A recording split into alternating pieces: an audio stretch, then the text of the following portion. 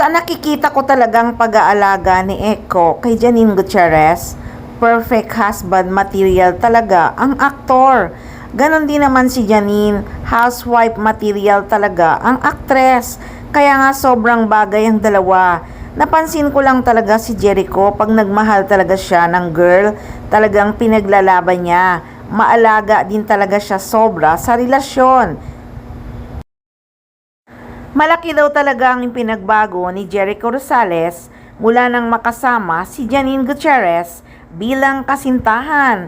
At ayon naman din talaga sa aktor, positibo ang naging impluwensya ni Janine sa kanya dahil sa suporta at pagtanggap niya at ng kanyang pamilya na nagturo nga sa aktor na magpakumbaba at magpapasalamat. Kaya sobra-sobra talagang nagpapasalamat si Echo sa tuwing nagbibigay si Janine ng tapat na mga puna at talagang naa-appreciate niya ang suporta sa kanya ng aktres na tumutulong sa kanya na mas maging maayos at maging confident sa sarili. Naging inspirasyon din talaga ng aktor si Janine Gutierrez sa kanyang mga ginagawa sa kasalukuyan. Sabi nga ni Echo nung tinanggap niya ang kanyang award sa Gawad Pasado, akala nga daw niya ay supporting actor lang ang ibibigay sa kanya.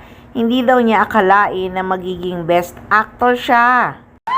Akala ko po ang pinunta ko dito ay para sa best supporting actor.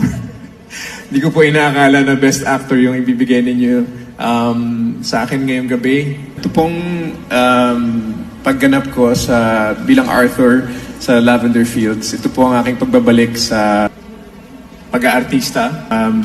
Tumigil po ako ng matagal para kilalanin ang sarili ko. At sa aking pagbabalik, ito'y malaking regalo. So maraming salamat po sa inyo. Nako, mukhang nakalimutang sabihin ni Echo na sa kanyang pagbabalik ang napakagandang regalo bukod sa award ay si Janine Gutierrez, di ba?